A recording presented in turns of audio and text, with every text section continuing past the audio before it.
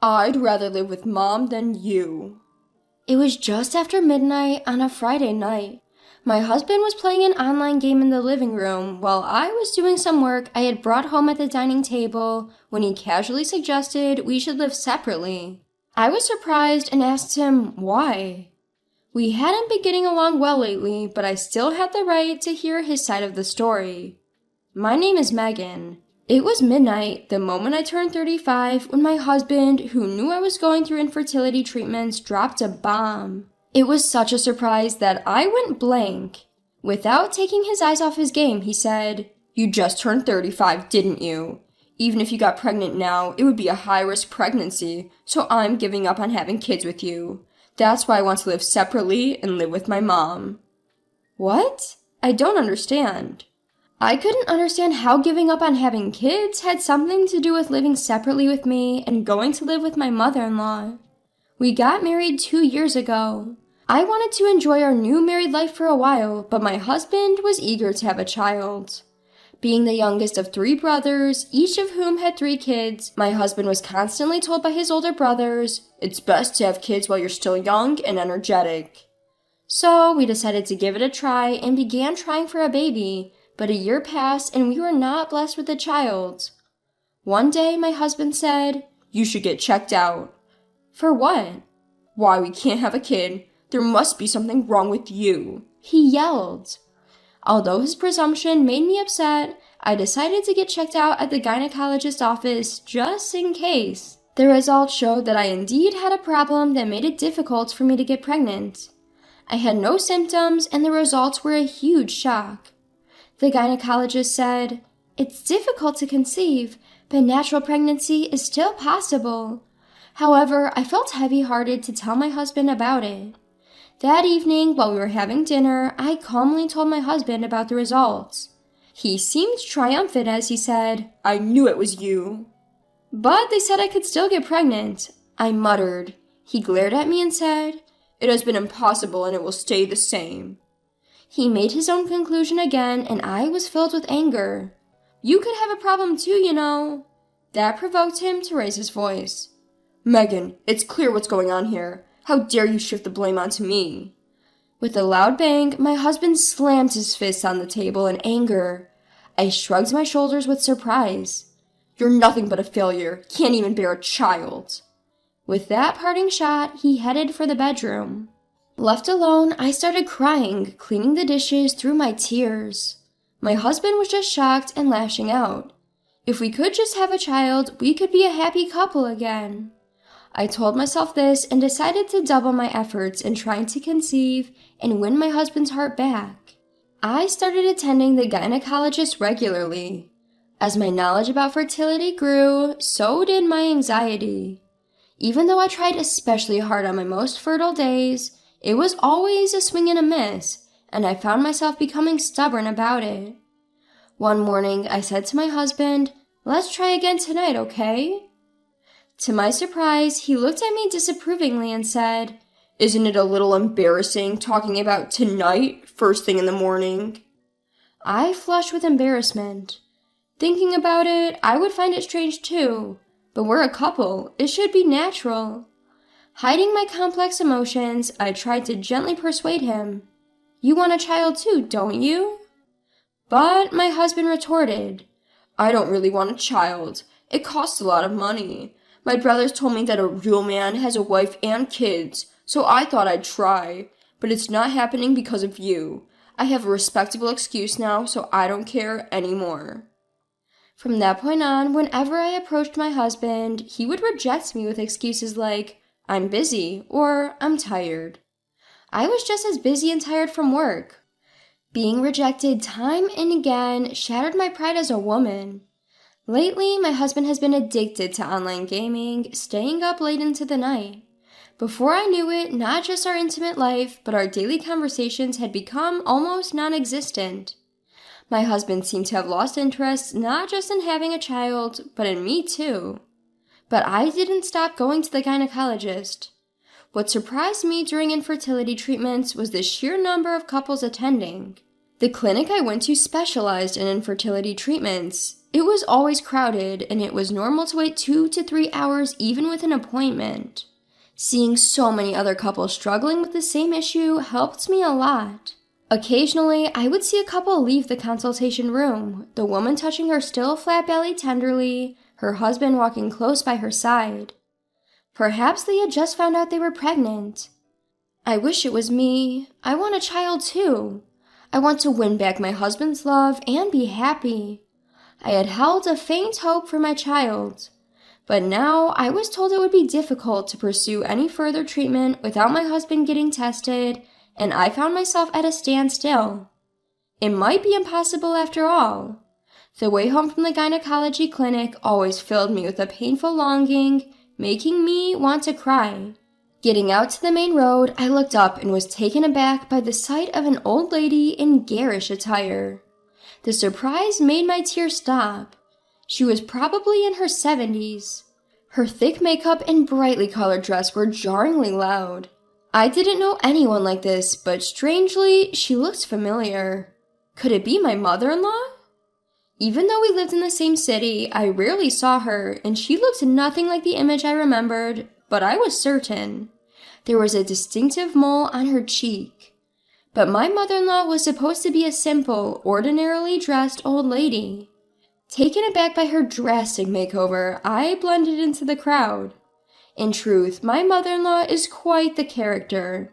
She's lenient on herself, yet overly strict with others, casually hurling insults that would leave most people speechless. Moreover, she dotes on my husband, her youngest child, displaying blatant favoritism and treating the rest of her children as if they're good for nothing but money. My brother-in-law also despises her for this. When my father-in-law passed away from cancer last year, there was talk of her moving in with one of her children, but both the eldest and the second son and their families adamantly refused.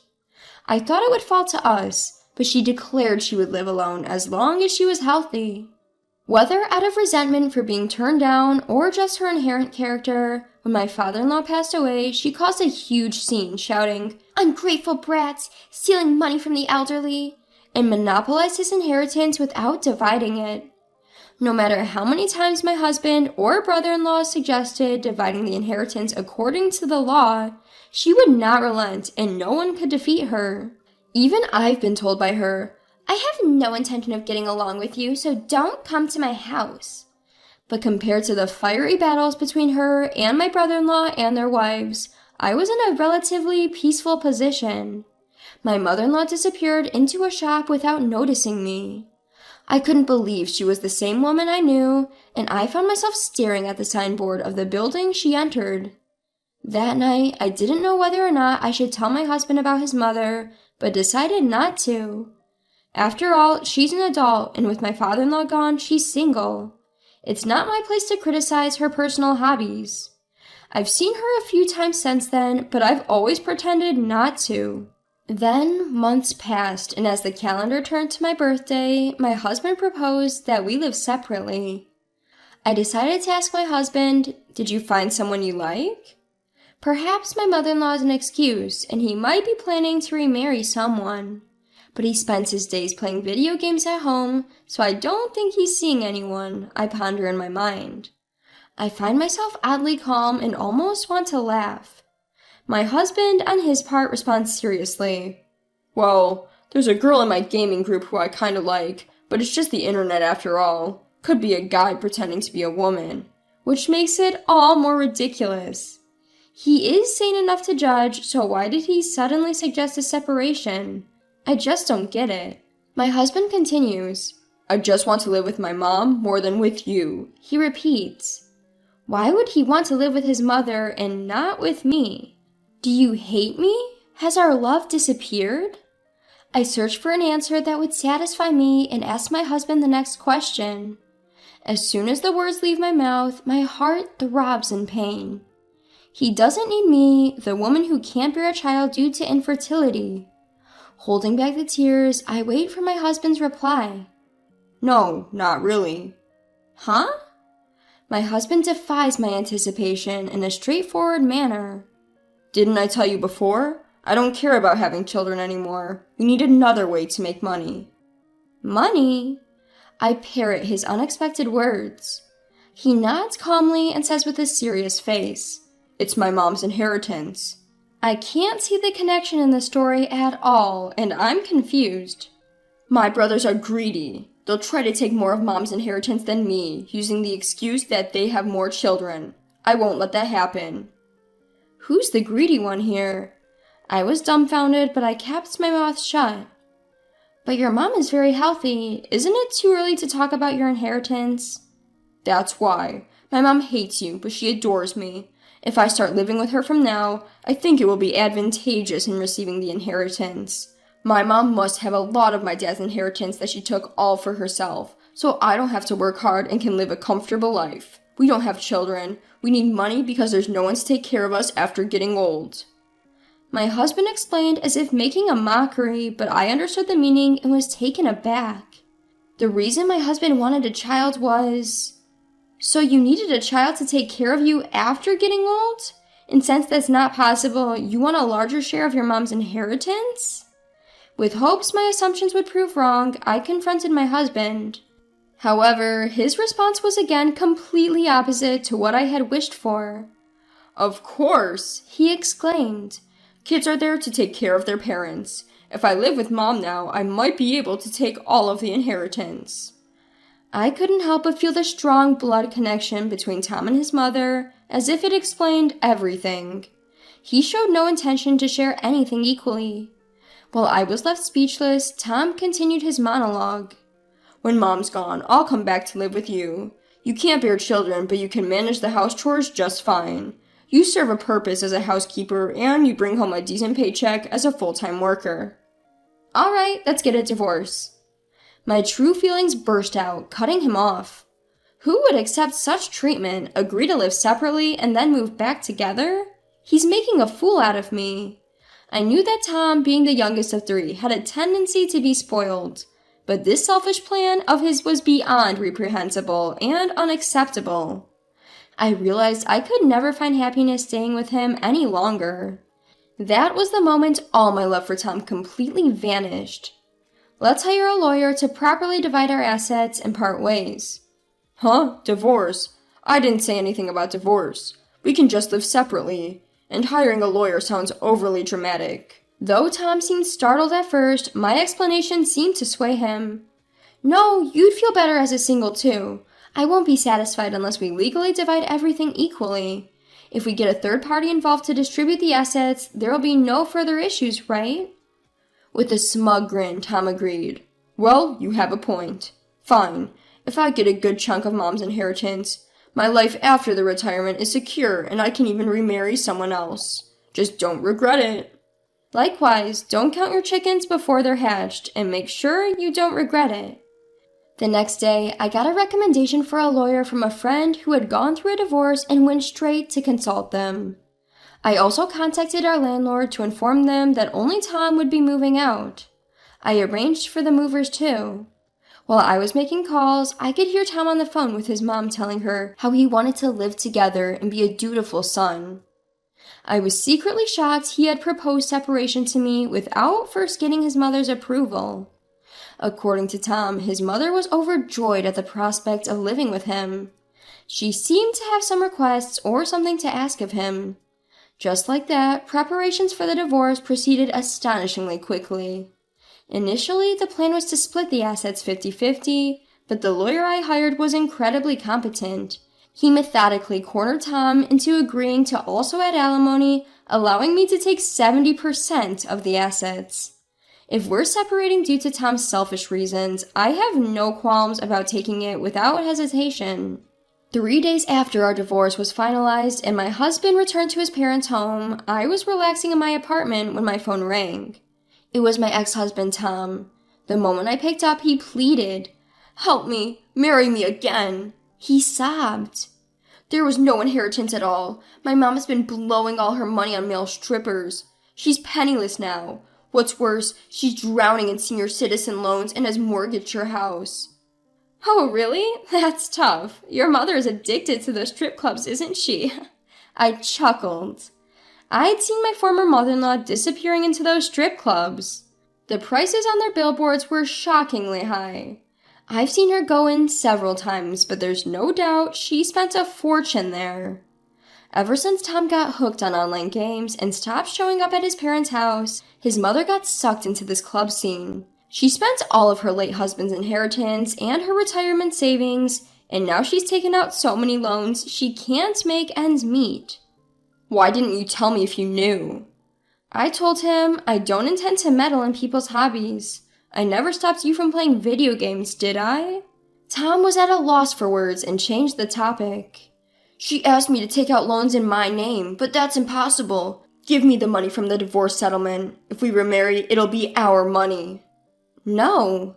Why not? You love me, don't you? Your husband is in trouble.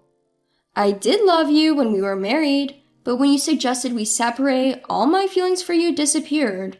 It's obvious you're only after my money now. Why would I get back together with you? That's not fair. Mom's demanding my entire paycheck. She says it's only natural for a child to support their parents. She was always kind to me. Tom whimpered pitifully, but his belief that he should always be in the center of attention and that everyone else should cater to him was the same as his mother's. They really are two peas in a pod. They brought this on themselves, and I don't owe them any help. We're divorced now, Tom. We're strangers. Please handle your family's problems on your own, I said, smiling brightly. I ended the call and blocked his number. Then I called each of my former brother-in-laws. It had only been 3 days since the divorce, and I'd planned to let them know when things calmed down, but it seemed better to tell them sooner rather than later. I relayed everything Tom had told me about his mother and the circumstances surrounding our divorce. My former brother-in-laws sympathized with me and promised to give Tom a piece of their mind. Later, I heard from one of them that Tom's brothers had stormed his parents' house, causing a huge commotion. I heard it briefly from my former brother-in-law.